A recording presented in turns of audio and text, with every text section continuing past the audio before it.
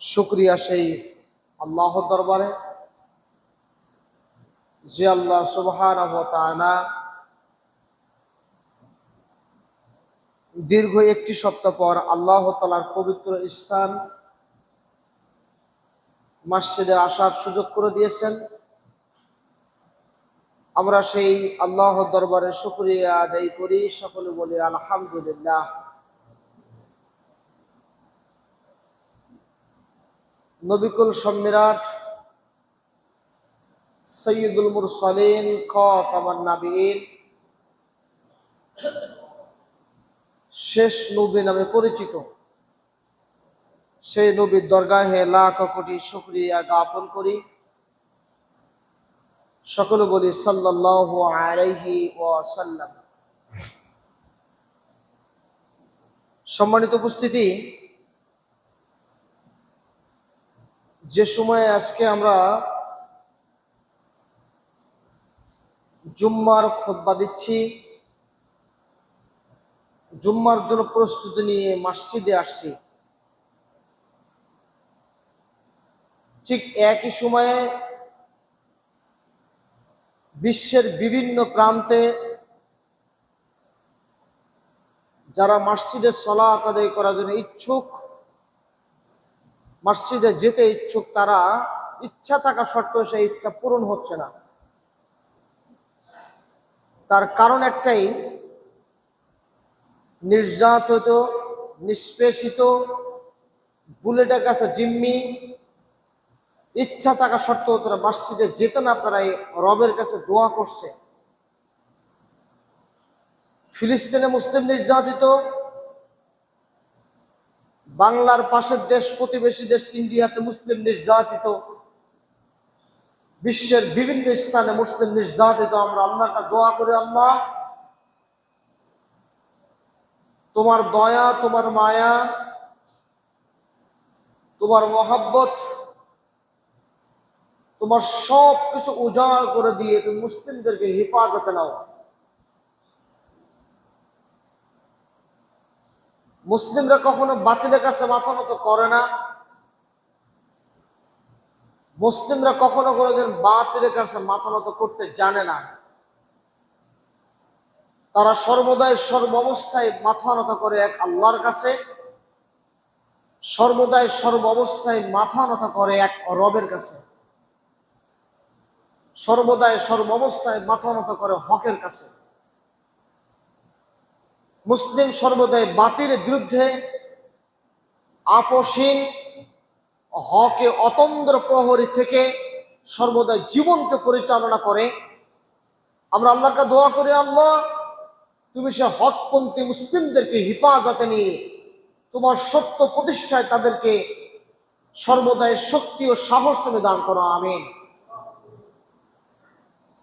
আল্লাহ সুবহানাহু ওয়া তাআলা সূরাতুল বাকারার 42 নম্বর আয়াত আল্লাহ বলছেন,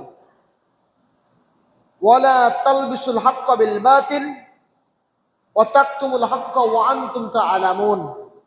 আল্লাহ সুবহানাহু ওয়া তাআলা তিনি বলছেন, তোমরা হকের সাথে বাতিলের সংমিশ্রণ করো না,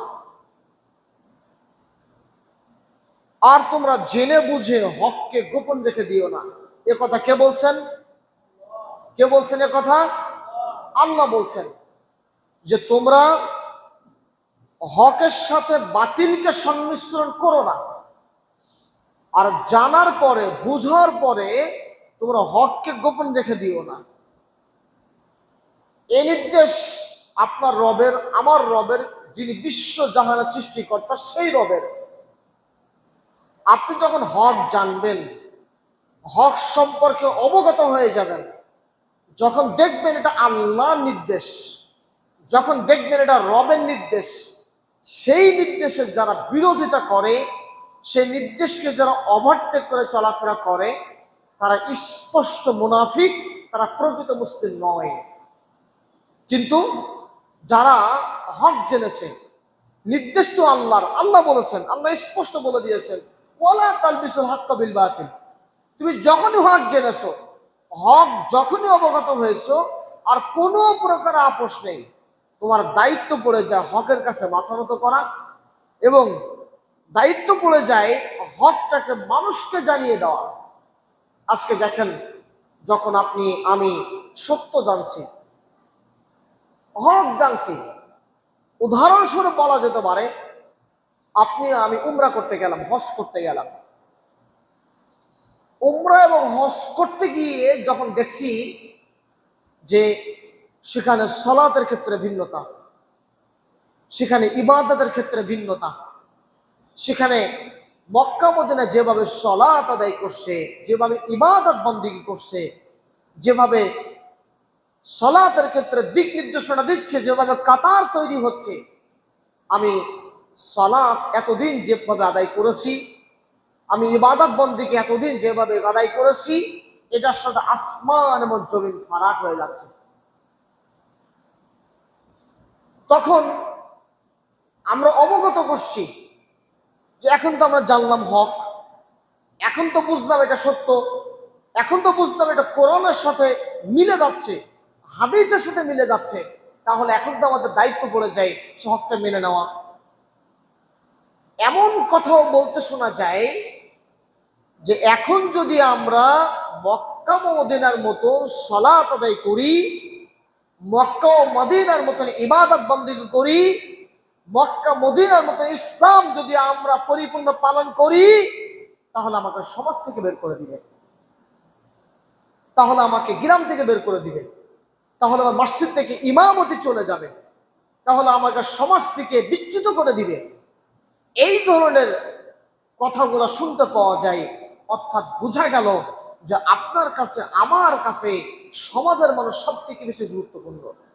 এই কথার প্রেক্ষিতে বোঝা যায় যে আপনার কাছে আমার কাছে মসজিদের যারা দায়িত্বশীল আছেন তারা সব থেকে বেশি গুরুত্বপূর্ণ। এই কথার প্রেক্ষিতে বোঝা যায় সমাজের মানুষ বাপদাদার আমার কাছে সব থেকে বেশি গুরুত্বপূর্ণ। কিন্তু আল্লাহ সুবহানাহু ওয়া তাআলা তিনি স্পষ্ট করে অবগত করে দিলেন যে তোমরা যখন হক জানবে, যখন হক সম্পর্ক অবগত হবে, সত্য সম্পর্কে জানবে, তখন আর কোনো প্রকারের সেই সত্যের কাছে মাথা নত করতে তুমি কোনো কিছুকে বাধা হিসেবে মেনে নিবে না। একমাত্র তোমার দায়িত্ব পড়ে যাবে সেটাকে পরিপূর্ণভাবে মেনে নেওয়া।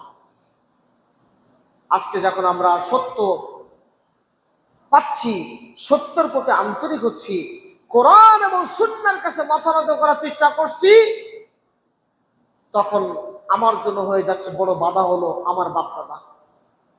আমি চাচ্ছি কোরআন এবং সুন্নাহ হলো আমার জীবন বিধান। আমি তখন দোহাই দিচ্ছি আমার মসজিদের ইমাম সাহেব তিনি কি ভুল করতে পারে?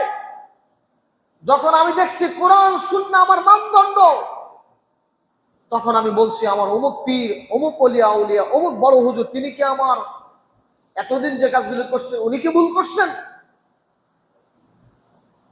কখনো কোনোদিন কোনো ব্যক্তি, পীর, ওলিয়া উলিয়া, বুজুর্গ, বড় হুজুর, বাপ দাদা আপনার ইসলামের মূল মানদণ্ড হতে পারে না। আপনার ইসলামের মূল মানদণ্ড হলো কিতাবুল্লাহ, সুন্নাতে রাসূলুল্লাহ, আল্লাহর কিতাব, রাসূলের সুন্নাত। আপনি যখনই দেখবেন কোরআনের মধ্যে স্পষ্টভাবে আল্লাহ সুবহানাহু ওয়া তাআলা এই কথাটা বলে দিয়েছেন, হাদিসের মধ্যে আপনার জন্য এই হাদিসটা আপনার জন্য কমপ্লিট করে দিয়েছেন, আপনার তখন মানা ফরজ আইন হয়ে যায়। ওটার প্রতি অজুহাত নয়, এটা অন্যায়, আল্লাহর প্রতি জুলুম হিসেবে সাব্যস্ত হয়। আপনার দায়িত্ব পড়ে যায় সামিনা ওয়া তাআনা, আপনি শুনবেন এবং স্পষ্ট বাক্যে অজুহাত ছাড়া আপনি মেনে নেবেন, কোন প্রকার অজুহাত বা সুযোগ নাই। কে আপনার বাপ দাদা, কে আপনার পরদাদা, কে আপনার বড় হুজুর, কে আপনার মসজিদের হুজুর, কিসের আপনার সমাজ? যদি আপনার রব আপনার মূল মানদণ্ড না হয়, রব যদি আপনার প্রকৃতভাবে মানার জায়গা না হয়, আল্লাহর আদেশ যদি আপনার মানার জায়গা না হয়, তাহলে আপনি কাকে মানবেন? কাকে আপনি অনুসরণ করবেন? কে আপনার অনুসরণের যোগ্য? আল্লাহ সুবহানাহু ওয়া তাআলা তিনি স্পষ্ট বাক্যে বলে দিচ্ছেন সূরা ইউসুফের 108 নম্বর আয়াত। আল্লাহ কি বলছেন সূরা ইউসুফের 108 নম্বর আয়াতে? কুল হাযিহি সাবিলি আদউ ইলাল্লাহি আলা বাসীরা, বলুন এটা হলো আমার পথ, এটা কার পথ? এটা আমার পথ, অর্থাৎ আল্লাহর পথ। আমি এবং আমার অনুসারীগণ ডাকে আল্লাহর দিকে। কার দিকে? আল্লাহর দিকে। স্পষ্ট দলিল সহকারে সূরা ইউসুফের 108 নম্বর আয়াতে আল্লাহ কমপ্লিট করে বলে দিচ্ছেন, বলুন হে নবী, আপনি বলে দিন, এ মুহাম্মদ আপনি বলে দিন, আপনি জাতিকে জানিয়ে দিন এটা আমার পথ। কুল হাদিহি সাবিলি আদউ ইলাল্লাহ, এটা আল্লাহর পথ। এটা সেই রবের পথ যে রব আপনাকে সৃষ্টি করেছেন। আপনি মানুষকে আহ্বান করেন দলিল সহকারে, প্রমাণ সহকারে, জানিয়ে দিন কোরআনে আছে, জানিয়ে দিন এটা হাদিসে আছে, এবং স্পষ্ট দলিল প্রমাণ সহকারে মানুষকে অবগত করুন, মানুষকে আহ্বান করুন। এই আয়াত কি আপনার জন্য স্পষ্ট নয় যে কোনো প্রকারে কিচ্ছা কাহিনী, কোনো প্রকারে এমন কথা যে কথার কোনো দলিল নেই, ভিত্তি নেই, এই কথা দিয়ে মানুষকে আহ্বান করা যাবে না? কারণ দলিল নেই, প্রমাণ নেই, এ কথার কোনো কোরআনেও নেই, হাদিসেও নেই। নিছক বলেছেন, কে বলেছেন? পীর বলেছেন, বুজুর্গায়ে কিরাম বলেছেন, অমুক ওলিয়া উলিয়া বলেছেন। কিন্তু সেই কথা যদি কোরআনে না থাকে, সে কথা যদি হাদিসে না থাকে, সে কথা যদি কোরআন সুন্নাহর মতো না থাকে, ওই কথার প্রতি আপনার কোনোভাবে অনুসরণ করা যাবে না। কারণ এই কথা মানার ক্ষেত্রে আপনার জন্য কোনোভাবেই উচিত হবে না।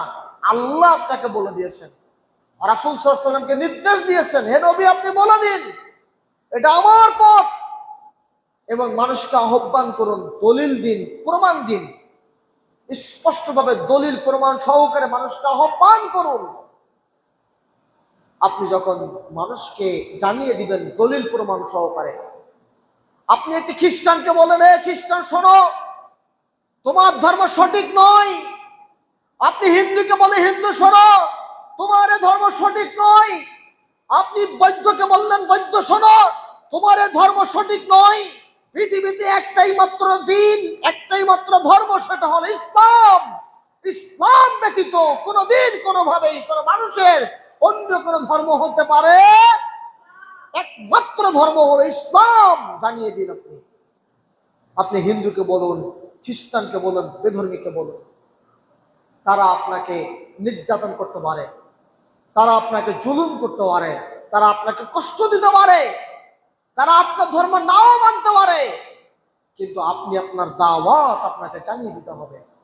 আপনার দাওয়াত শুধু মুসলিমদের মধ্যে সীমাবদ্ধ নয়, আপনার দাওয়াত শুধু মাযহাবিদের মধ্যে সীমাবদ্ধ নয়, আপনার দাওয়াত পৌঁছে যেতে হবে ইহুদিদের মধ্যে, খ্রিস্টানদের মধ্যে, বিধর্মীদের মধ্যে, যারা মুসলিম থেকে বাহিরে, তাদের মধ্যে আপনার দাওয়াতটা পৌঁছে দিতে হবে।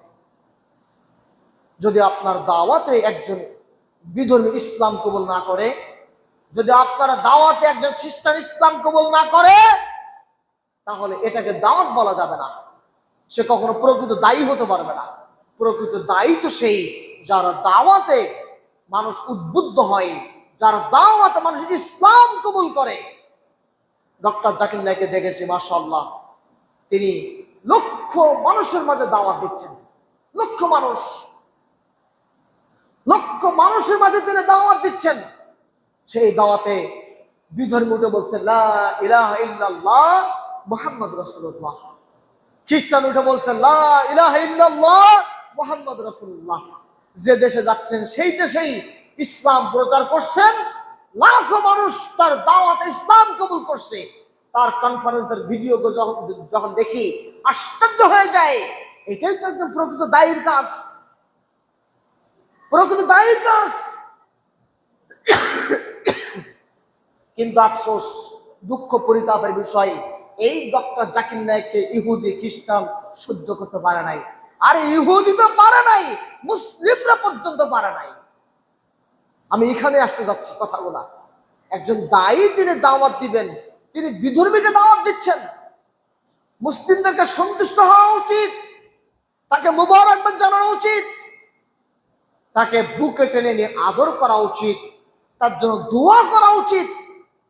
কিন্তু হতভাগা কপাল পোড়া মুসলিম আমরা প্রকৃত মানুষ চিনি নেই, আমরা তাকে কিভাবে এই দেশ থেকে বিতাড়িত করতে হবে, কিভাবে তাকে তাড়িয়ে বের করে দিতে হবে, সেই চিন্তায় আমাদের রাতের ঘুমকে হারাম করে সময় দিয়ে ডক্টর জাকির নায়েক হঠাৎ যে স্লোগান বন্ধ করে দিয়েছে। আমরা না সেই মুসলিম? আমরা সেই মুসলিম? মন্দির পাহারা দিতে আরাম লাগে, আর ডক্টর জাকির নায়েককে তাড়িয়ে দিতে গেলে তখন আরাম লাগে না? হ্যাঁ, তখন তাকে তাড়িয়ে দিতেই হবে, বের করে দিতে হবে। আমরা তো সেই মুসলিম। আপনি মন্দির পাহারা দেন নাই, আমি মন্দির পাহারা দেই নাই, মানুষ মন্দির পাহারা দেয় নাই, পাহারা দিয়েছে।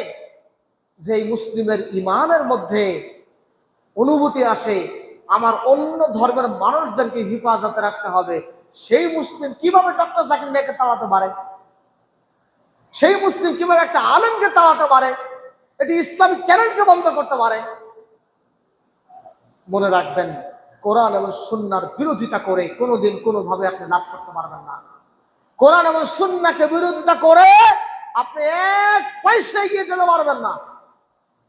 কোরআন সুন্নাহকে বিরোধিতা করে কোনোদিন কেউ জিততে পারে নাই, কোনোদিন কেউ সফল হতে পারে নাই। রাসূল সাল্লাল্লাহু আলাইহি ওয়াসাল্লাম তিনি দাওয়াত দিচ্ছেন, নিজের আত্মীয়দের মাঝে দাওয়াত দিচ্ছেন, যেই দাওয়াতে কাবার একাধিক মানুষ তাকে নির্যাতন করেছে, নিষ্পেষণ করেছে, এমনকি আত্মীয় স্বজন পর্যন্ত তাকে নির্যাতন করেছে।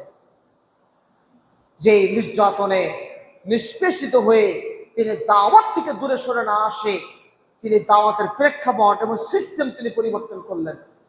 যে দাওয়াতের মাধ্যমে আলহামদুলিল্লাহ একজন, দুজন, তিনজন করে মানুষ দাওয়াতে অংশগ্রহণ করেছে। আল্লাহ রাসূল যখন দাওয়াত দিচ্ছেন তখন তাকে প্রস্তাব দেওয়া হয়েছে, মুহাম্মদ আসো, আমাদের দিন ধর্ম তোমরা কিছু মানো, তোমাদের দিন ধর্ম আমরাও কিছু মানবো।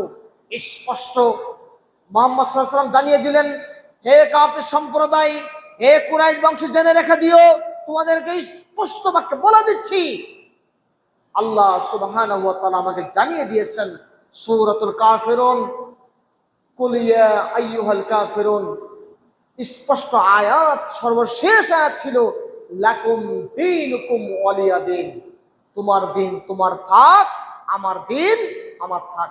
আল্লাহ রাসূলকে পারতেন না নির্যাতনে, নিষ্পেষণে, ব্যাপক অবস্থা, ভয়াবহ অবস্থা, তিনি কি পারতেন না কাফেরদের সাথে আদব করে চলতে? তিনি কি পারতেন না কাফেরদের সাথে সিস্টেম করে চলাফেরা করতে? অবশ্যই পারতেন, কারণ তিনি চরম নির্যাতিত হওয়ার পরও ইমানে বলে বলিয়ান মুহাম্মদ সাল্লাল্লাহু আলাইহি ওয়াসাল্লাম স্পষ্ট বাক্যে জানিয়ে দিলেন, লাকুম দীনুকুম ওয়ালিয়া দীন, তোমার দিন তোমার থাক, আমার দিন আমার থাক। এ কাফের সম্প্রদায় জেনে রেখে দিও, তোমাদের সাথে আপোষ করা কোনোভাবেই কোনো প্রকারের সুযোগ নাই। আজকে হতভাগা কপাল পরা মুসলিম আমরা হিন্দুদের মন্দির পাহারা দেই, কিন্তু আমরা ইসলামী ব্যক্তিত্বকে চালানোর ক্ষেত্রে আনন্দ, উৎফুল্ল, একেবারে ব্যাপক পরিসরে আমরা আনন্দ করি। ইসলামী চ্যানেলগুলো বন্ধ করার ক্ষেত্রে আমরা ব্যাপক পরিসরে আনন্দ করি। আজকে বাংলাদেশে একাধিক জায়গাতে দেখা যাচ্ছে, কিছু কিছু জায়গাগুলোতে মসজিদ ভাঙার একটা উৎসবে পরিণত হয়েছে। মসজিদ ভেঙে দিতে হবে। ভাঙছে কারা? ইহুদি ভাঙছে, খ্রিস্টান ভাঙছে কারা? মুসলিম ভাঙছে, আমার মাযহাবী ভাইরা ভাঙছে। আর কি বলছে? আহলে হাদিসদের মসজিদ রাখা যাবে না এটা। তাহলে আপনার মন্দির পাহারার ক্ষেত্রে আপনি যে ইমানের তেজ দেখিয়েছেন, আর মসজিদ রাখার ক্ষেত্রে আপনার ইমান গেল কোথায়? আপনি বললেন যে আমার ইমানের দায়িত্ব, মন্দির পাহারা দিতে হবে, এটা ইমানের দায়িত্ব। মন্দির পাহারা দিতে গেলে আপনার ইমান আসে, আর মসজিদ পাহারা দেওয়ার সময় আপনার ইমান কোথায় যায়? ইমান কি উড়ে চলে যায়? আফসোস, দুঃখ, পরিতাপের বিষয়, ফিলিস্তিনে মুসলিমরা মার্চ কাটতে নির্যাতিত হচ্ছে। আমি এটাতে যত না কষ্ট পাচ্ছি, বাংলার জমিনে মসজিদ যারা ভাঙছে তার থেকে বেশি আমি কষ্ট পাচ্ছি। কারণ ফিলিস্তিনে মসজিদ আকসাকে বিভিন্ন ভাবে ঘেরাও করে রেখে দিয়েছে। মুসলিমদেরকে নির্যাতন করছে কারা? ইহুদিরা করছে, খ্রিস্টানরা করছে। তারা এটা করতে পারে, কিন্তু বাংলার জমিনে মসজিদ ভাঙছে হলো মুসলিমরা। এটা কিভাবে করতে পারে?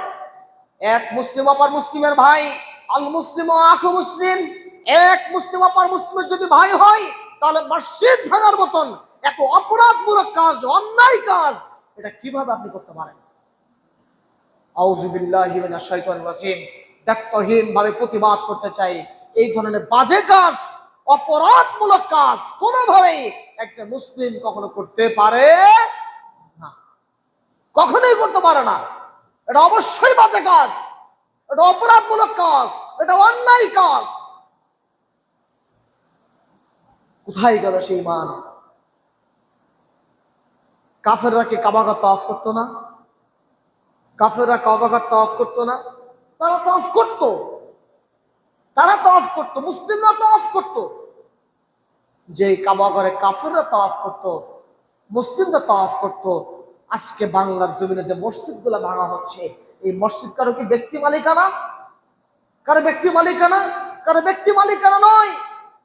কাবাঘর হলো আল্লাহর ঘর। আপনি আজকে যেখানে সালাত আদায় করছেন, এটাও আল্লাহর ঘর, কোন ব্যক্তি মালিকানা সম্পদ এটা নয়, এটা অক্ষকৃত সম্পদ। এই সম্পদে আপনি ভেঙে ফেলবেন, সালাতের জায়গাকে আপনি গুড়িয়ে দিবেন, এমন কাজগুলি যারা করবে তাদের ঈমান আছে কিনা এটা সন্দেহ, ঈমান আছে কিনা সন্দেহ। আল্লাহ রাসূল সাল্লাল্লাহু আলাইহি ওয়াসাল্লাম তিনি দাওয়াত দিলেন কাফেরদেরকে, মক্কাবাসীকে দাওয়াত দিলেন, সেই দাওয়াত তারা গ্রহণ করে নাই, নির্যাতন করেছেন, কষ্ট দিয়েছেন, আঘাত করেছেন। সে আঘাত সহ্য করেছেন, মাথা পেতে মেনে নিয়েছেন। সে আঘাত মাথা পেতে মেনে নিলেও আল্লাহ রাসূল সাল্লাল্লাহু আলাইহি ওয়াসাল্লাম তিনি চোখ বন্ধ করে মক্কা থেকে মদিনাতে চলে গিয়েছেন। মক্কা থেকে মদিনাতে চলে গিয়ে মদিনায় গিয়ে দাওয়াত দিয়ে লোকবল তৈরি করে, জনবল তৈরি করে তিনি আবার মক্কাতে ফিরে এসেছেন। মক্কার কুরাইশা ভুল বুঝতে পেরেছে, সেদিন কালেমা পড়ে ইসলাম কবুল করেছেন। সেদিন রাসূলুল্লাহ সাল্লাল্লাহু আলাইহি ওয়াসাল্লাম তাদেরকে ক্ষমা করে দিয়েছিলেন। সেদিনের দাওয়াত ছিল একটাই দাওয়াত, কোরআন এবং সুন্নাহর দাওয়াত। সে দাওয়াত ছিল ইসলামের দাওয়াত, সে দাওয়াত ছিল একমাত্র আল্লাহর পক্ষ থেকে মনোনীত দ্বীন ধর্মের দাওয়াত। আজকে আমরা সেই দাওয়াতকে যদি বর্জন করে ব্যক্তি কেন্দ্রিক ইসলাম তৈরি করি, মনে রাখবেন আপনারা যদি ফিলিস্তিন নিয়ে আজীবন যুদ্ধ করতে থাকেন, কোনদিন সেই যুদ্ধে বিজয় আসবে? কখনই আসবে না, অসম্ভব। আমরা ভয় পাচ্ছি, প্রকম্পিত হচ্ছি। আরেকটি গাজার অবস্থা কেন জানে দেখতে পাচ্ছি আমরা, যে গাজাতে মুসলিমদেরকে নির্যাতন করছে, আরেকটি গাজা কেন জানে আমরা দেখতে পাচ্ছি ইন্ডিয়ার মাটিতে আজকে এক সপ্তাহ যাবত মুসলিমদেরকে যেভাবে নির্যাতন করা হচ্ছে, আমরা খুবই চিন্তিত। যে ইন্ডিয়া বাংলাদেশ নিয়ে খুব মাথা ব্যথা করে, যে ইন্ডিয়া বাংলাদেশ নিয়ে খুবই চিন্তিত, যে ইন্ডিয়া বাংলাদেশ নিয়ে বহু চিন্তিত, তারা অনেক কথা বলে। বাংলাদেশে নাকি হিন্দুদের নির্যাতন করা হয়, হিন্দুদেরকে কষ্ট দেওয়া হয়, অন্য ধর্মাবলম্বী যারা তাদেরকে কষ্ট দেওয়া হয়। হ্যাঁ, কষ্ট কারা দেয়? তারা বলতে চাচ্ছে যারা এলাকার মানুষ তারা কষ্ট দেয়। একটি দলিল, একটি প্রমাণ তারা দেখাতে পারবে না, একটি প্রমাণ তারা দেখাতে পারবে না। কিন্তু ইন্ডিয়াতে একাধিক জায়গা আছে যেখানে সরকারিভাবে, রাষ্ট্রীয়ভাবে আমার মুসলিম ভাইদেরকে নির্যাতন করা হচ্ছে। যে দেশে আপনি আমার মুসলিম ভাইদেরকে হেফাজত রাখতে পারেন না, ওই দেশ কখনো অন্য দেশের জন্য কখনো মাথা ব্যথা করা এটা শোভা পায় না। বাংলার জমিনে অন্য ধর্মাবলম্বীরা যেভাবে আরামে আসে, নিরাপদে আসে, শান্তিতে আসে, হাজার গুণে কষ্টে আসে ইন্ডিয়াতে আমার মুসলিম ভাইরা। ভুল বললাম নাকি? হাজার গুণে কষ্টে আসে, একাধিক কষ্টে আসে তারা। এই জন্য স্পষ্ট বাক্যে জানিয়ে দিতে চাই, আল্লাহর কাছে আমরা প্রাণ খুলে দোয়া করি, আল্লাহ তুমি আমাদেরকে হেফাজত করো, ইসলামকে হেফাজত করো, ইসলামকে হেফাজত করে সঠিক ইসলামকে মানুষের মাঝে পৌঁছে দেওয়া তৌফিক তুমি দান করে দাও, আমিন। সম্মানিত উপস্থিতি, রাসূল সাল্লাল্লাহু আলাইহি ওয়াসাল্লাম স্পষ্ট বাক্যে জানিয়ে দিচ্ছেন, কোরআন আছে আপনার জন্য মুক্তি, হাদিস যদি সঠিক হাদিস মানার ক্ষেত্রে আপনার জন্য মুক্তি। মসজিদে নববীতে বসে আছেন আবু বকর, ওমর, উসমান, আলী সকলে একত্রে বসে আছেন। একত্রে বসে থেকে এবার ওমর ফারুক রাদিয়াল্লাহু তাআলা আনহু তিনি তাওরাত নিয়ে এসে বর্ণনা দিচ্ছেন তাওরাত সম্পর্কে। এটা হলো তাওরাতুল নুসখা। রাসূল সাল্লাল্লাহু আলাইহি ওয়াসাল্লাম রাগান্বিত হয়ে গেলেন। আবু বকর বলছেন, হে ওমর, তুমি দেখছো না রাসূলের অবস্থা দেখো, তুমি তাওরাত নিয়ে বর্ণনা দিচ্ছ, তুমি তাওরাত নিয়ে পড়ছো, তুমি দেখো না। রাসূল সাল্লাল্লাহু আলাইহি ওয়াসাল্লাম তিনি রেগে গেছেন, রাগান্বিত হয়ে যাচ্ছেন। তখন ওমর ফারুক তাওরাত ছুঁড়ে ফেলে দিয়ে বলছেন, রাজিতু বিল্লাহি রাব্বাও ওয়া বিল ইসলামি দীনাও ওয়া বি মুহাম্মাদিন নাবিয়্যা সাল্লাল্লাহু আলাইহি ওয়াসাল্লাম। আমি ইসলামকে পেয়েছি দ্বীন হিসাবে, আল্লাহকে পেয়েছি রব হিসাবে, ইসলামকে পেয়েছি দ্বীন হিসাবে, মুহাম্মদ রাসূলুল্লাহ সাল্লাল্লাহু আলাইহি ওয়াসাল্লামকে নবী হিসাবে পেয়ে আমার অন্তর ঠান্ডা হয়ে গেছে।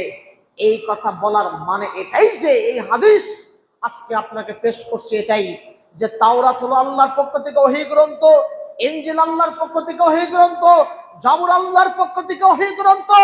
জাবুর যদি আল্লাহর পক্ষ থেকে ওহী গ্রন্থ হয়, তাওরাত যদি আল্লাহর পক্ষ থেকে ওহী গ্রন্থ হয়, ইনজিল যদি আল্লাহর পক্ষ থেকে ওহী গ্রন্থ হয়, তাহলে মনে রাখতে হবে তাওরাত যদি না টেকে, জাবুর যদি না টেকে, ইনজিল যদি না টেকে, কোরআন যদি আপনার জীবনের শেষ সমাধান হয়, মনে রাখতে হবে মুসলিম জাতি আপনাকে কোরআনবিহীন একজন মানুষের জীবন কখনো সুন্দর হতে পারে না। আল্লাহ রাসূল স্পষ্ট বলে দিলেন, তাওরাত শেষ, জাবুর শেষ, ইনজিল শেষ, ওগুলো ছিল ওহী গ্রন্থ। ওগুলো যদি আপনার জন্য আমার জন্য মানার ক্ষেত্রে অনুসরণ অনুকরণীয় না হয়, তাহলে আজকের দিনে ফাজাইল আমল বেহেশতে যাওয়ার আপনার জন্য মানার কোনো অধিকার থাকতে পারে না। একমাত্র কোরআন হবে আপনার জন্য মানার মূল পথ, কোরআন হবে আপনার জন্য পথ প্রদর্শক। পারিবারিক জায়গা থেকে, সামাজিক জায়গা থেকে, রাষ্ট্রীয় জায়গা থেকে কোরআন হবে আপনার ব্যক্তি জীবন থেকে শুরু করে সব জায়গাতে সমাধানের পথ, তবে আপনার জীবন সুন্দর হবে। আল্লাহ রাসূল সাল্লাল্লাহু আলাইহি ওয়াসাল্লাম স্পষ্ট বাক্যে জানিয়ে দিয়েছেন, বলে দিয়েছেন। কিন্তু আজকে আমরা যে কোরআনকে বাদ দিয়েছি, আমরা সহিহ হাদিসকে বাদ দিয়েছি, আমরা অনুসরণ করছি কি বড় হুজুরের কথা, বেহেশতে যাওয়ার ফাজাইল আমল, অমুক হুজুরের লেখা কিতাব। আরেক দল অনুসরণ করছে সংবিধান, ব্যক্তি লিখিত সংবিধান। মনে রাখতে হবে সংবিধান হলো আল্লাহ আপনাকে দিয়ে দিয়েছেন। ব্যক্তি পরিচালনার ক্ষেত্রে সংবিধান আল্লাহ দিয়েছেন, আর রাষ্ট্র পরিচালনার ক্ষেত্রে সংবিধান আল্লাহ আপনাকে দিয়েছেন, সমাজ পরিচালনার ক্ষেত্রে আল্লাহ আপনাকে সমাধান দিয়ে দিয়েছেন। সেটা কি? কোরআন হাদিস, কোরআনুল কারীম, কোরআন মাজিদ আপনাকে দিয়ে দিয়েছেন। বাংলার জমিনে যদি মুসলিমরা প্রকৃতভাবে কোরআনকে আঁকড়ে না ধরে, সহিহ হাদিসকে আঁকড়ে না ধরে, বিশুদ্ধ হাদিসকে আঁকড়ে না ধরে, তাহলে মুসলিম কখনো কোনোদিন সঠিক পথ, সঠিক জায়গা, সঠিক গন্তব্যে কখনো পৌঁছাতে পারবে না। আজকে যখন আপনি কোরআনকে মেনে নিচ্ছেন কমপ্লিট ভাবে, হাদিসকে মেনে নিচ্ছেন, আমি স্পষ্টভাবে ফোন আসে মাঝে মাঝে যে হুজুর, যখন আমি মুখে দাঁড়িয়ে রাখছি, যখন আমি সালাত আদায় করছি, যখন আমি সঠিকভাবে কোরআন মানার চেষ্টা করছি, আমার বাধা হয়ে যায়, আমার বাবা বাধা হয়ে যায়, আমার মা বলে তুই এখনো দাঁড়িয়ে রাখবি, এটা কেমন কথা, তুই এখনো দাঁড়িয়ে রাখলে তো বিয়ে সাথে হবে না, চাকরি ক্ষেত্রে সমস্যা হবে। কিন্তু যুবক ছেলে বলছে আমি যে দিন পেয়েছি, যে ইসলাম পেয়েছি, এই দিন এবং ইসলাম আমি পালন করার মাধ্যমে স্বস্তি পাচ্ছি। তাহলে আমার বাবা যদি বাধা হয়, আমার মা যদি বাধা হয়, তাহলে আমি সঠিক জায়গা পাবো কোথায়? আমি কি বাড়ি থেকে চলে যাব?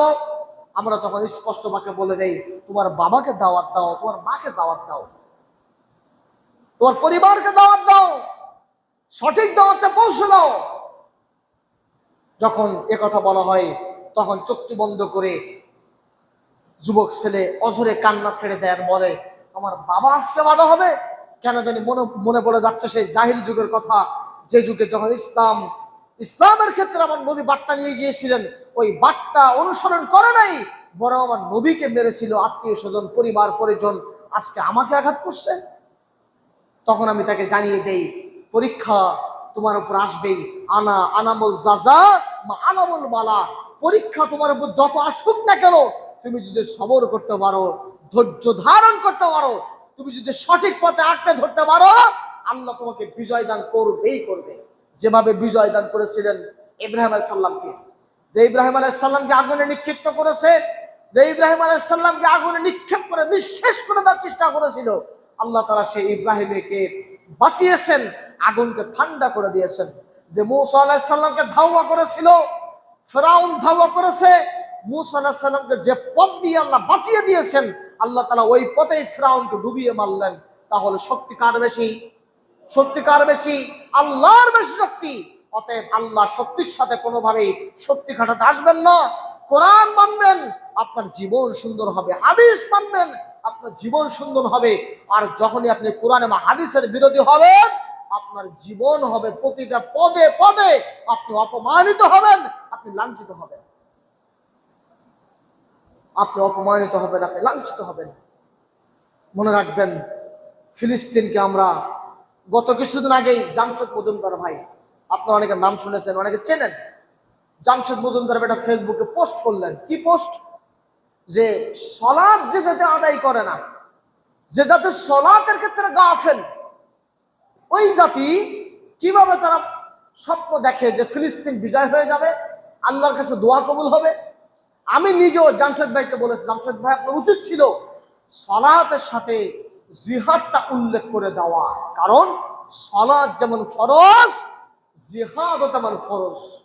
জামশেদ ভাই বলছে, ভাই আমি তো সাদা মাটা চিন্তা নিয়ে আমি মানুষকে দাওয়াত দিয়েছিলাম, আমি তো বুঝতে পারিনি বাঙালি আবেগপ্রবণ, অতি আবেগী, হ্যাঁ, সালাত আদায় করে না, জিহাদে চলে যাবে। কোথায় জিহাদে যাবে? কোন জিহাদে যাবে? যেই জাতি মার্চ অফ গাজার মিছিল করলো, ওই একই জাতি পয়লা বৈশাখে গিয়ে তারা পয়লা বৈশাখ উদযাপন করছে। এই জাতি দোয়া আল্লাহ কবুল করবে? এই জাতি দোয়া আল্লাহ কবুল করবে? যে জাতি সালাত আদায় বাদ দিয়ে, আল্লাহর কাছে দোয়া করা বাদ দিয়ে মিছিল মিটিং পছন্দ করে, ওই জাতি যদি মিছিলে যদি হাজার বার চিল্লায়, আল্লাহর কাছে দোয়া করে, আল্লাহ কই দোয়া কবুল করবে? কখনো করবে না আল্লাহ। যেই জাতি সালাতের মধ্যে আল্লাহকে বলতে পারেন, আল্লাহ ইহদিনাস সিরাতাল মুস্তাকিম, আল্লাহ তুমি সরল সঠিক পথ দেখাও। যে জাতি এই দোয়া আল্লাহ করতে পারে না, যেই জাতি সালাতের মধ্যে আল্লাহকে বলতে পারে না, যেই জাতি মিছিল মিটিং পছন্দ করে, সেই জাতি দোয়া আল্লাহ কবুল করবে? কপাল পোড়া মুসলিম জাতি সৌদি বিদ্বেষী। এখানে আপনারা অনেকে থাকতে পারে সৌদি বিদ্বেষী, হ্যাঁ, সৌদি আরবকে বিরাট বিরোধিতা করেন আপনারা। কারণ কি? সৌদি আরব ফিলিস্তিন নিয়ে কোনো কথা বলে না। সৌদি আরব যখন নির্যাতিত হয় অন্যান্য দেশ, তখন কোনো কথা বলে না। আপনি জানেন নাকি সৌদি আরব কথা বলে কি বলে না? কে বলেছে আপনাকে? আপনি থাকেন বাংলাদেশে, আপনি থাকেন বাংলাদেশে, আপনি কি জানেন? সিরিয়া বিজয় হয়েছে, সিরিয়া স্বৈরা শাসক হটিয়ে সেখানে এখন ইসলামের শাসক বসেছে। যে সিরিয়া বিশ্ব ব্যাংকের কাছে কোটি কোটি মিলিয়ন ডলার ঋণ ছিল, বিশ্ব ব্যাংক যে সিরিয়াকে জিম্মি রেখে দিয়েছিল, সেই সিরিয়ার ঋণগুলি সৌদি আরব গত এক সপ্তাহ আগে সকল ঋণকে পরিশোধ করে দিয়েছে। এই নিউজ কি আপনারা জানেন? আপনারা জানেন? যে বাংলাদেশ এই নিউজ জানে না, সৌদি আরবকে আপনাকে গল্প দিয়ে বলবে আমার অমুক করেছে তমুক করেছি, আপনাকে গল্প দিবে? তারা গল্প পছন্দ করে না, তারা গল্প প্রিয় নয়, তারা লোক দেখানো দান করে না, তারা লোক দেখানো কোনো কাজ মানে তারা করে না। তারা সন্তুষ্ট করে আল্লাহকে, আল্লাহকে তারা সন্তুষ্ট করতে চায়, এবং যত কাজ সকল কাজগুলির ক্ষেত্রে তারা আল্লাহর কাছে অবগত করতে চায়, এবং তারা এভাবেই চাচ্ছে যে আমার কাজগুলির জন্য আল্লাহ দেখেন। লোক দেখানো কোনো কাজ করে অপরাধী হওয়ার থেকে মানুষকে না জানিয়ে আল্লাহকে জানিয়ে যদি কাজ করি, তাহলে আল্লাহর কাছে প্রিয় হব। বাংলাদেশে 560 না 570টা মসজিদ তৈরি করে দিয়েছে, মডেল মসজিদ। কে দিয়েছে এটা? কে দিয়েছে? আপনারা জানেন নাকি? সবাই জানে যে গত শাসক তারা মনে হয় তৈরি করেছে, সবাই জানে এটা।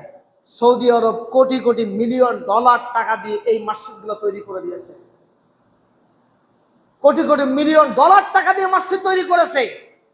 কোথার টাকা এটা? এটা কি বাংলাদেশের টাকা? এটা সৌদির টাকা। একদল আছে ব্যাপক সৌদি বিদ্বেষী, সৌদি আরব ফিলিস্তিন নিয়ে কথা বলে না। আলহামদুলিল্লাহ, আমি স্পষ্ট বাক্যে আপনাদেরকে জানিয়ে দিতে চাই, সৌদি আরবের যে খেদমতটা আছে বিশ্বের বুকে, সৌদি আরবের খেদমত হলো এক এবং অদ্বিতীয়। পৃথিবীতে দ্বিতীয় আর কোন ইসলামী শাসন নেই যে দেশে কমপ্লিট শাসন নেওয়া হয়। আপনারা শুধু দেখেন সৌদি আরব নাইট ক্লাব খুলেছে, সৌদি আরব অমুক কাজ করেছে, সৌদি আরব তমুক কাজ করেছে। এখান থেকে 2 বছর আগে নাইট ক্লাব খোলা, সেটা গত 3 দিন আগে ফেসবুকে ব্যাপক ভাইরাল। দেখো সৌদি আরব এত খারাপ তারা নাইট ক্লাব খুলেছে, তারা নর্তকী নাচিয়ে বেড়ায়।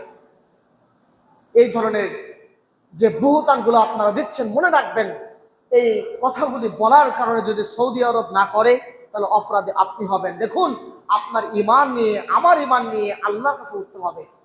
সলাতের মধ্যে জামশেদ ভাই যেটা বলেছে, আমরা আল্লাহর কাছে সলাতের মধ্যে দোয়া করি। যেহেতু আমরা ফিলিস্তিনে যেতে পারছি না, আমরা জিহাদে যেতে পারছি না, সম্ভব না সেখানে, আমরা আল্লাহর কাছে প্রাণ খুলে দোয়া করি, হে আরশের রব তোমার কাছে আমরা প্রাণ খুলে দোয়া করছি। আল্লাহ মুসলিম দেশ বাংলাদেশ প্রাণ খুলে দোয়া করছি, ফিলিস্তিন আমাদের মুসলিম ভাইদেরকে তুমি হেফাজতে নাও। আমরা প্রাণ খুলে আল্লাহর কাছে দোয়া করছি, আল্লাহ ইন্ডিয়ার মুসলিমদেরকে নির্যাতন করা হচ্ছে, তুমি তাদেরকে হেফাজতে নিয়ে নাও। হে আরশের রব ইন্ডিয়ার বিভিন্ন রাষ্ট্রে বিভিন্ন জায়গাতে মসজিদ ভেঙে গুড়িয়ে দেওয়া হচ্ছে, আল্লাহ তুমি তাদেরকে হেফাজতে নাও। প্রাণ করে আল্লাহর কাছে আমরা দোয়া করি।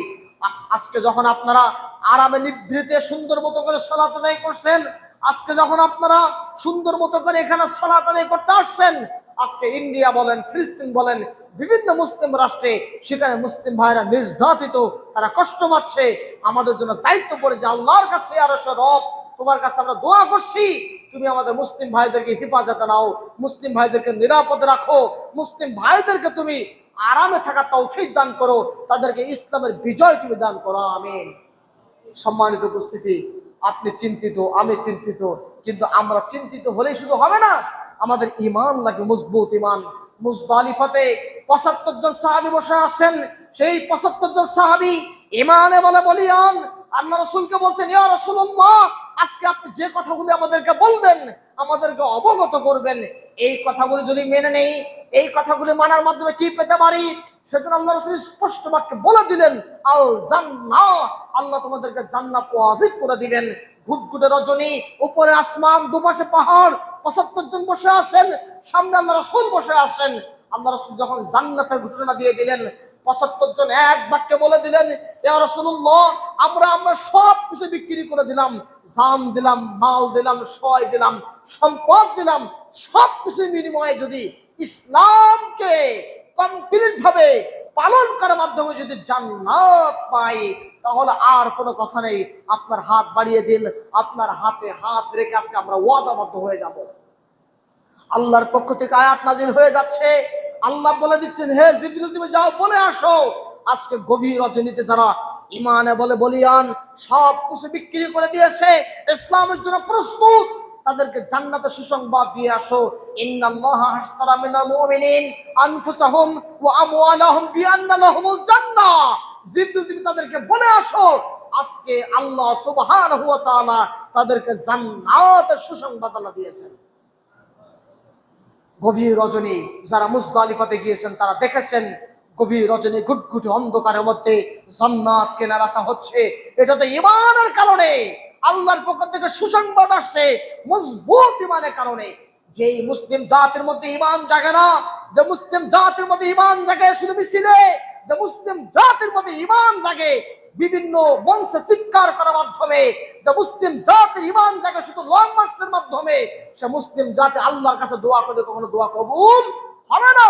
সালাতের মধ্যে দোয়া করেন, আল্লাহর কাছে প্রাণ খুলে কাঁদেন, বেশি বেশি করে আল্লাহর কাছে দোয়া করেন, আল্লাহ অবশ্যই আপনার দোয়া কবুল করবেই করবে। আপনি ঈমান তৈরি করেন, মানুষের মধ্যে একটা সুন্দর পরিবেশ তৈরি করেন। যেই জাতি একদিকে মাসসাব গাজা করে, ওই একই জাতি পয়লা বৈশাখ পালন করে, লিখে রাখেন ওর বয়স চলে যাবে যদি আল্লাহর কাছে দোয়া করে, আল্লাহ দোয়া কবুল করবেন না। দেখেন না এবার পয়লা বৈশাখ হুজুররা সামনে, ইসলামী বড় বড় বক্তার সামনে তারা কি করছে? পয়লা বৈশাখ পালন করছে। পয়লা বৈশাখের বিশাল আকারে বলছে এটা আমাদের উৎসব, এটা বাঙালি জাতির উৎসব, এটা বাংলাদেশের উৎসব, বাংলাদেশের কালচার। পয়লা বৈশাখ পালন করে যদি আপনি মাসসাব কাজা করে ফিলিস্তিনের জন্য দোয়া করেন, এই দোয়া আল্লাহ তাআলা কখনো কবুল করতে পারে না, এটা হারাম। স্পষ্টভাবে মদিনাবাসীকে জানিয়ে দিলেন, হে মদিনাবাসী, আল্লাহ তোমাদেরকে দুটি উৎসব দিয়েছেন। একটি উৎসব হলো ওমর জান, এই মেহেরজান, আর একটা উৎসব হলো নওরোজ। এই দুটি উৎসব ব্যতীত আর সকল উৎসব আল্লাহ তোমাদেরকে পালন করতে নিষেধ করে দিয়েছেন। সেটা হলো নওরোজ আর মেহেরজান তারা পালন করত, কিন্তু নওরোজ আর মেহেরজানকে বর্জন করে আল্লাহর পক্ষ থেকে দুটি উৎসব দেওয়া হয়েছে। একটি হলো ঈদুল আজহা, অপরটি হলো ঈদুল ফিতর। আল্লাহ রাসূল বললেন, হে মুসলিম জাতি শোনো, তোমাদের জন্য আল্লাহ তাআলা দুটি উৎসব দিয়েছেন, এই দুটি উৎসব তোমরা পালন করো আর সকল উৎসব তোমরা বর্জন করে ফেলো। তাহলে ঈদুল আজহা, ঈদুল ফিতর ব্যতীত মুসলিম জাতি যদি অন্য কোন উৎসব পালন করে, পয়লা বৈশাখ পালন করে, যদি সালাতের মধ্যে দোয়া করতে থাকে, সেই দোয়া আল্লাহ কখনো কবুল করতে পারে না। অতএব আসুন আমরা কোরআন এবং সুন্নাহর আলোকে জীবন গড়ি এবং সকল বিধানকে বাতিল করি, ওহীর বিধানকে আমরা কায়েম করি। আর বাংলাদেশে আমরা বিভিন্ন জায়গাতে মসজিদ ভাঙছে, মসজিদ ভাঙার কারণ খোঁজা লাগবে না? যেই জাতি মন্দির পাহারা দেয় সেই জাতি কখনো মসজিদ ভাঙতে পারে না। আর মসজিদ যে ভাঙছে তার কারণ দেখাতে পারবে? কারণ দেখাতে পারবে না। কারণ বাংলার জমিনে একটি সূর্য উদিত হওয়ার অপেক্ষায়, যেই সূর্য উদিত হলে দেখবেন ইনশাআল্লাহ বাংলার জমিনে কোরআন সুন্নাহ ব্যতীত সব কিছু বর্জন হয়ে যাবে ইনশাআল্লাহ। শুধু সময়ের অপেক্ষা। মানুষকে দাওয়াত দিয়ে দেওয়া হচ্ছে, জানিয়ে দেওয়া হচ্ছে। সেই দাওয়াতটা হলো আসুন পবিত্র কোরআন এবং সহিহ হাদিসের আলোকে জীবন গড়ি। সেই দাওয়াতটা হলো সকল বিধান বাতিল করি, ওহীর বিধান কায়েম করি। সেই দাওয়াতটা হলো কিতাবুল্লাহ, সুন্নাত রাসূলুল্লাহ। আল্লাহর কিতাব এবং রাসূলের সুন্নাহ হলো আপনার আমার ব্যক্তি জীবন, পারিবারিক জীবন, সামাজিক জীবন বিধান। যদি আমরা মেনে নেই কোরআন সুন্নাহ, দেখবেন ইনশাআল্লাহ সকল ফিতনা, সকল ফাসাদ, সকল সমস্যা সব নিরাময় হয়ে যাবে, কোনো কিছু থাকবে না ইনশাআল্লাহ। আমরা দেখতে পাচ্ছি রাষ্ট্রীয়ভাবে পর্যন্ত রাজনৈতিক দলের মধ্যেও হিংসা, বিদ্বেষ এবং ক্ষমতা নেওয়ার একটা ব্যাপক প্রবণতা শুরু হয়েছে। বর্তমানে হয়নি? হয়েছে। সমাধান আছে। সমাধানটা কি? সমাধান হলো যদি রাজনৈতিক দলের মানুষেরা ইসলামী ব্যক্তিত্ব হয়, ইসলামকে পরিপূর্ণভাবে পালন করে, ইসলামকে অনুসরণ করে এবং ইসলামিক রাজনীতি কোনটা আছে, কোরআন আলোকে যদি জীবন পরিচালনা করে, রাষ্ট্র পরিচালনা করে, তাহলে সব সমস্যা মিটে যাবে। আর যদি তারা নিজেদের মধ্যে নিজেদের তৈরিকৃত বিধান নিয়ে কাজ করে, আর তারা যদি বলে আমরা দেশকে শান্তিতে আনবো, কিয়ামতের আগ পর্যন্ত চেষ্টা করলো সেই রাজনৈতিক দলেরা শান্তি আনতে পারবে না। কারণ কোরআন ব্যতীত কখনো কোনো শান্তি আসতে পারে, ইসলাম ব্যতীত শান্তি আসতে পারে না। Islam is a complete code of life. একজন মানুষের জীবন হলো, পরিপূর্ণ জীবন হলো ইসলামিক জীবন। ইসলামিক জীবন হলো পরিপূর্ণ জীবন বিধান। অতএব আসুন আমরা কোরআন এবং সুন্নাহর আলোকে জীবন তৈরি করি, কোরআন এবং সুন্নাহর আলোকে নিজের ব্যক্তি জীবন তৈরি করি এবং পিওর ইসলাম কোনটা আছে সেই পিওর ইসলাম জেনে বুঝে আমরা পালন করার চেষ্টা করি। এবং আগামীর বাংলাদেশ আমার বিশ্বাস কোরআন সুন্নাহ বাংলাদেশ। আবু সুফিয়ান বলতে গেছে রোম সম্রাটকে, আবু সুফিয়ান দিয়ে বলছে, হে রোম সম্রাট শোনো, ইনকান হাক্কান মাতাকুন। এ আবু সুফিয়ান, এ রোম সম্রাট শোনো, আমি তোমাকে বলছি মুহাম্মদ নামের একটা ব্যক্তি বেরিয়েছে, যেই মুহাম্মদ তিনি বলছেন লা ইলাহা ইল্লাল্লাহ, আল্লাহ ছাড়া কোনো ইলাহা নেই, আর আমি হলাম নবী, তোমাদের আল্লাহর পক্ষ থেকে প্রেরিত একমাত্র শেষ নবী। আবু সুফিয়ান এভাবে বললেন রোম সম্রাটকে।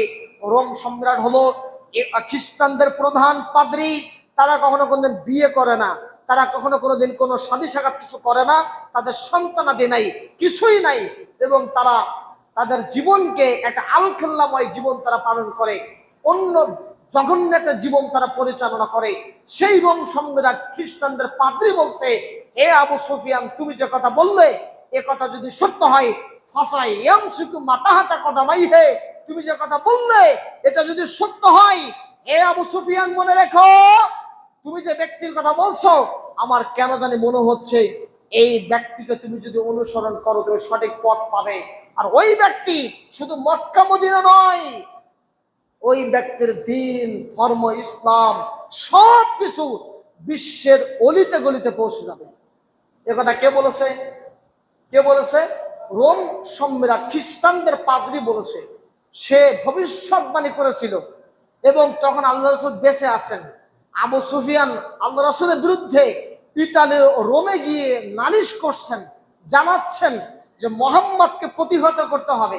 আর রোম সম্রাট তখন বলছে, তুমি যার কথা বলছো ওই ব্যক্তি সম্পর্কে আমার ভবিষ্যৎবাণী হলো সে শুধু মক্কা মদিনা নয়, গোটা বিশ্বের অলিতে গলিতে তার দিন, তার ধর্ম সবকিছু পৌঁছে যাবে। আজকে আমি যদি রোম সম্রাট মোহাম্মদের কাছে থাকতাম, তার পা দিয়ে সাফ করে দিতাম। সুবহানাল্লাহ বলবেন না? কে বলছে এটা? রোম সম্রাট বলছে। অতএব আপনি আমি হাজার চিন্তিত হলেও, প্রসন্নিত হলেও যদি আমার ঈমান কমে যায়, মনে রাখবেন একদল ঈমানদার কিয়ামত রাত পর্যন্ত টিকে থাকবে। লা তাজআলু তায়ফাতান লিযাহিরিন আলাল হক, কিয়ামত রাত পর্যন্ত একটি দল হকের উপর টিকে থাকবে, যার টিকে থাকার মাধ্যমে ইসলামের বিজয় চলে আসবে। আপনার ঈমান চলে যেতে পারে, আমার ঈমান চলে যেতে পারে, ঈমান কমে যেতে পারে, কিন্তু আল্লাহ তাআলা একটি দলকে ঈমানে বলে বলিয়ান রাখবেন এবং তাদের মাধ্যমে ইসলামের বিজয় আসবে, তাদের মাধ্যমে ফিলিস্তিনে বিজয় হবে, তাদের মাধ্যমে ইন্ডিয়া মুসলিমরা নির্যাতিত থেকে মুক্তি পাবে, বাংলার জমিনে কোরআন সুন্নাহ প্রতিষ্ঠা হবে, তাওহীদ প্রতিষ্ঠা হবে ইনশাআল্লাহ। আল্লাহ আমাদের তৌফিক দান করুন, আমিন। সুবহানাক আল্লাহুম্মা বিহামদিক